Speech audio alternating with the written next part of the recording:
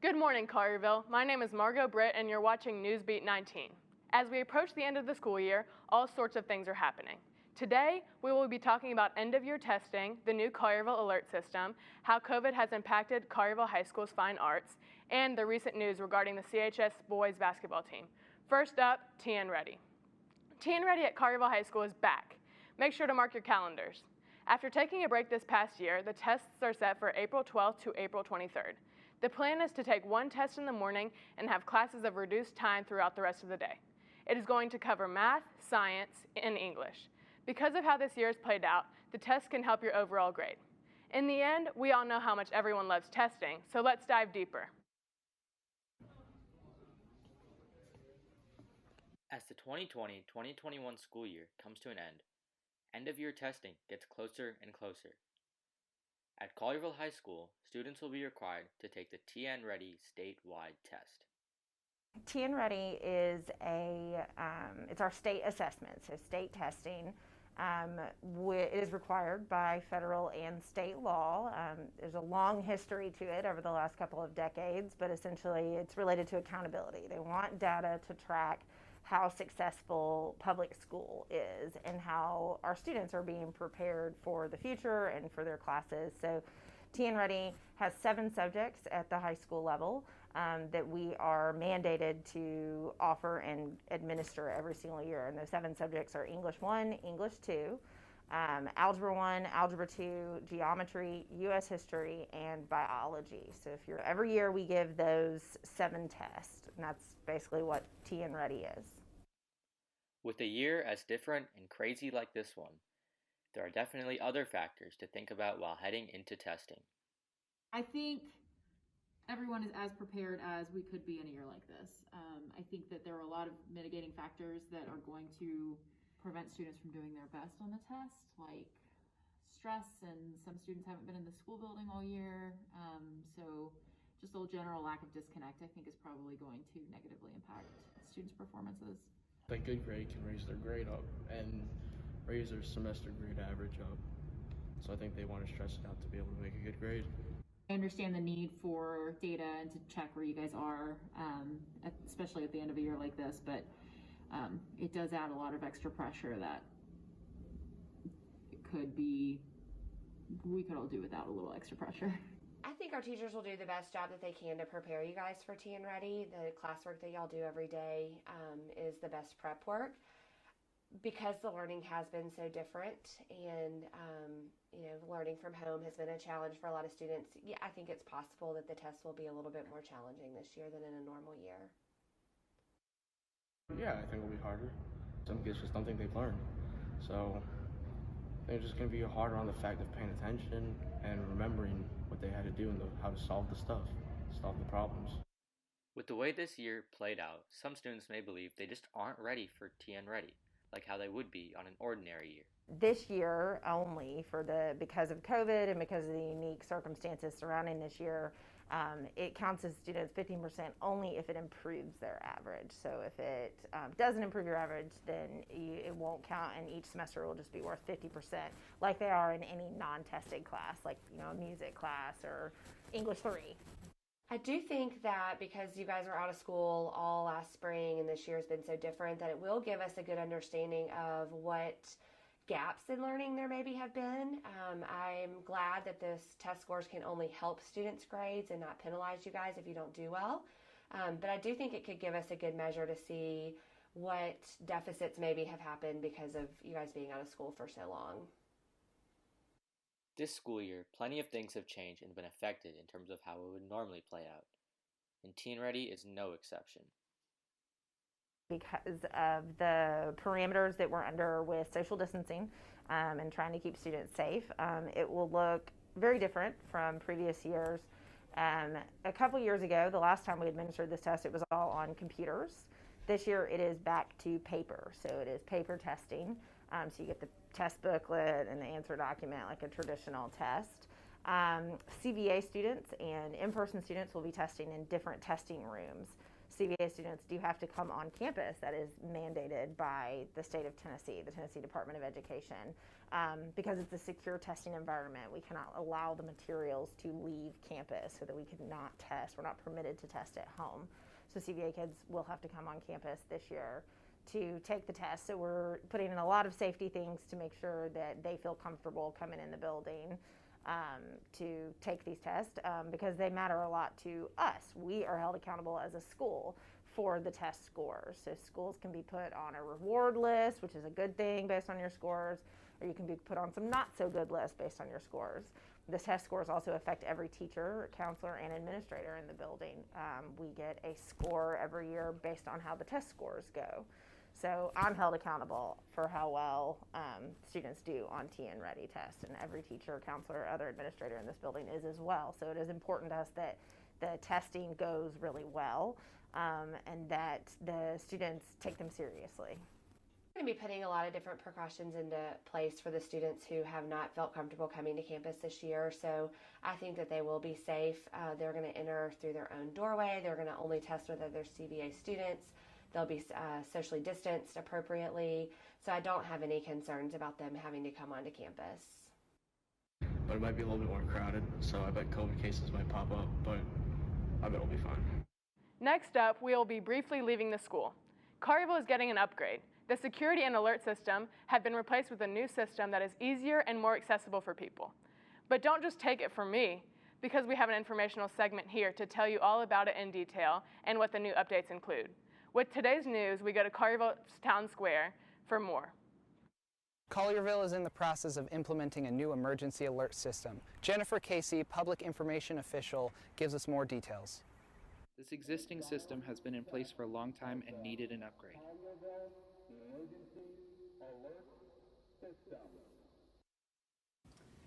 Well, we got that one in 2010.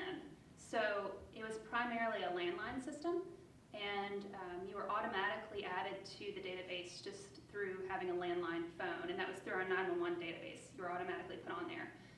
Obviously, people don't have landlines as much as they used to, so that has a lot to do with the new system, with greater capability of reaching customers through various media. Most in our town would immediately recognize this noise from each Saturday at noon. Reed Kelly, Fire Education Specialist, explains the upgrades to the new system. The new alert system is going to work a lot like the old one did. We'll be able to alert residents of Collierville when emergency situations arise. But one of the big improvements for this one is we'll be able to, instead of blasting out one message to the entire town, for instance, if there's one particular neighborhood that's dealing with flash flooding or some type of situation like that, we can pinpoint these people in this neighborhood to get this specific alert. So it'll go to landline phones like it used to, but it'll also go through text message like you get Amber Alerts or anything like that to your phone now, and also through some various social media channels as well. It's just trying to get quick information out to the people that need it so that it's not constantly bombarding people and they automatically just ignore what's going on. The recent improvements have expanded to include a majority of our community. We have to be able to reach our community in every means necessary, and with the technology that's out there, it would be foolish for us not to take advantage of it, because we have to make sure that everyone can be reached. Yeah, and so it was really a no-brainer when we were looking at this system with all the expanded capabilities, and it's actually a little cheaper on the town's budget as well. So really a win-win. We're getting a much better system and also paying less for it. So it's a good win for everyone in Collierville. Working hard from Town Hall, these two have set up a system to help all in our city. Yeah, we are fully operational right now, so everything has been transferred over from the old system. So if you have a landline, like Jennifer said, you're automatically enrolled in this one. But if you had signed up to get the alerts on your cell phone, with the old system, you'll need to do that again with the new system. So anyone in town that would like to get these on their mobile device, we would really encourage you to do that. And so you need to sign up for that right now. It is live. To have this system set up on your phone, visit the town website. So if you visit any of our fire department social media pages, there'll be a QR code that if you want to scan the QR code, it'll take you to the sign up page. You can text the word alerts, ALERTS, to 901-446-0299, or call that same number, or visit the website. It's a really long address. It's all clickable in all of our social channels on our website as well. So try to make it as easy as possible for people to sign up for that. If a disaster strikes, Collierville will be ready. Reporting for NewsBeat 19, I'm Aiden Yonkman. Coronavirus has not only impacted the way TN Ready works, but also how the fine arts classes have been forced to operate this year. This year, we've seen a bunch of drastic change, no matter the grade level. The CHS art department is no exception.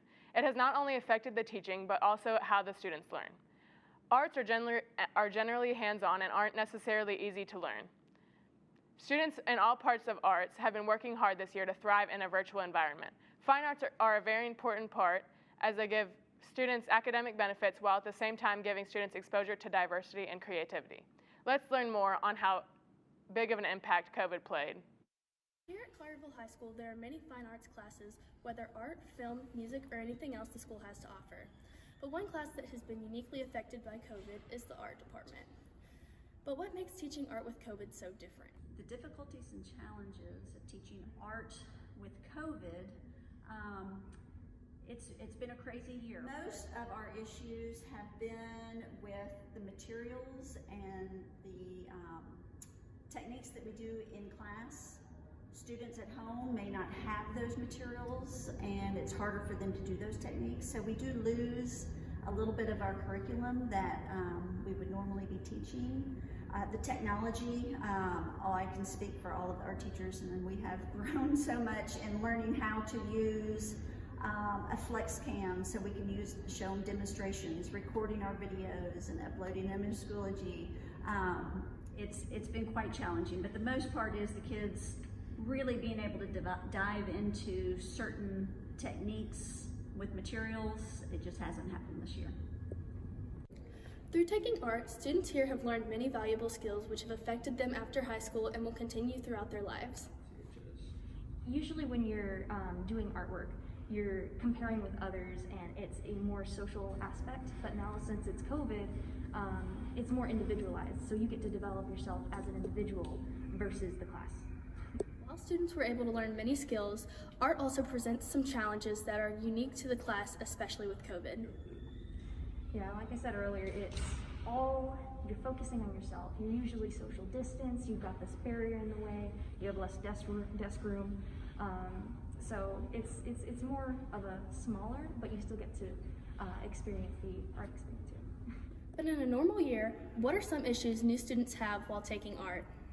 All right, so teaching in a normal year, typically students would come in, we have still lives of all these different objects that students can draw in person. They're sitting down, they're looking, as we call it, direct observations. And that is one thing that we haven't been able to do with COVID. They have to work from photographs, but it's more of an interaction of the student and their subject. So we just dive into so many different medias and techniques and get our hands on everything that we can do. It's a studio class, so it's like a lab. They're always constantly working and producing artwork. That's what a typical year looks like. We also asked the teacher what was her favorite and most enjoyable part about teaching art.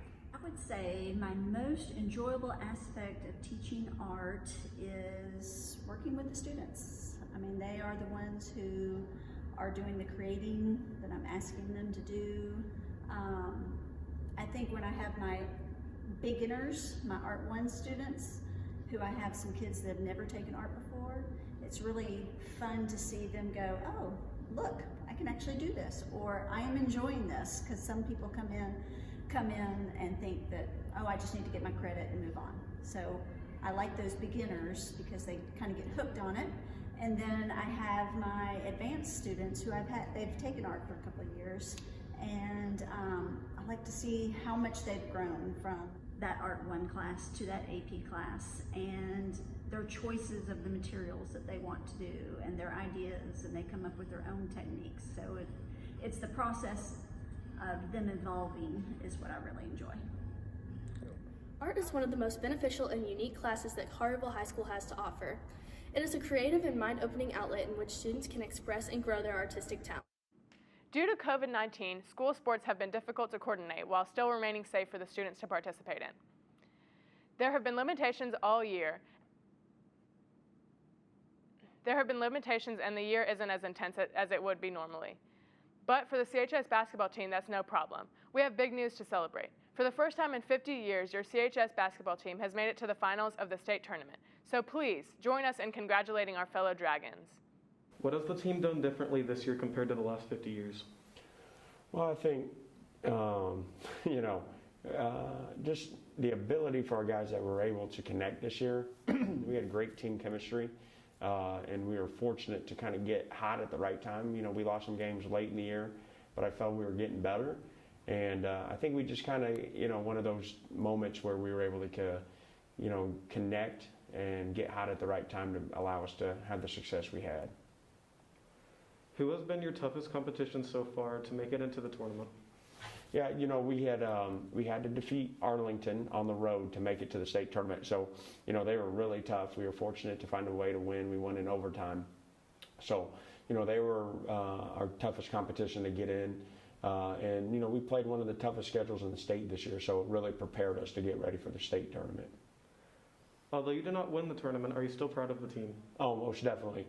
We were able to accomplish something that hasn't been done in 48 years.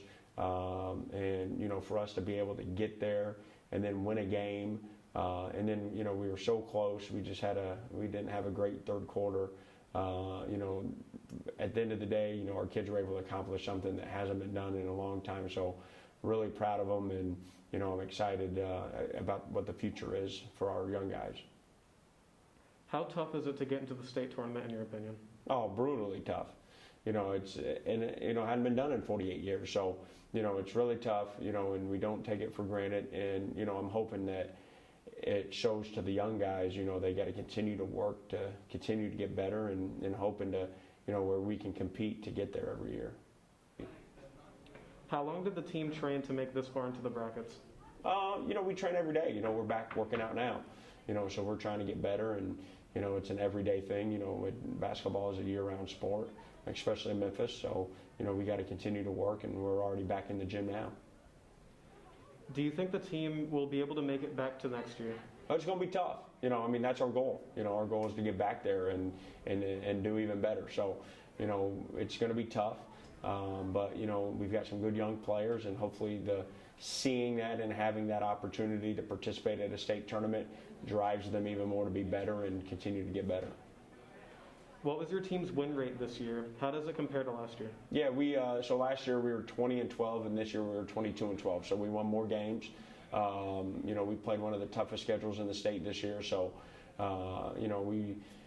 we were able to win more games, and that's at the end of the day you got to win. You got to win to move on. So we're just trying to win as many games as possible, and we look at the losses as learning lessons. So, even though I hate losing, and we all hate losing, we got to take those losses and learn from them and get better for the next game.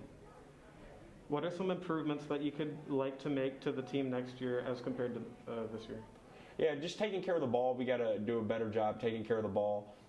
That's how our last game when we lost in the semifinals, the team got back in the game. So we just want to be more confident, taking care of the basketball and continuing to, evolve in everything. We're not perfect. There's areas we got to get better at, and we're going to continue to work hard to do so. What life lessons are you trying to teach your team, if any? Yeah, every day. My job as a coach is not just basketball. My job as a coach is to be a leader on and off the court. So I'm trying to challenge them to be the best that they can be.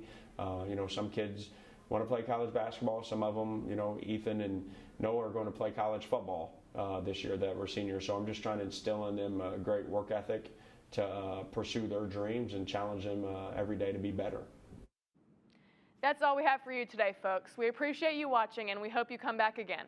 Until next time, I'm Margot Britt, and have a wonderful week.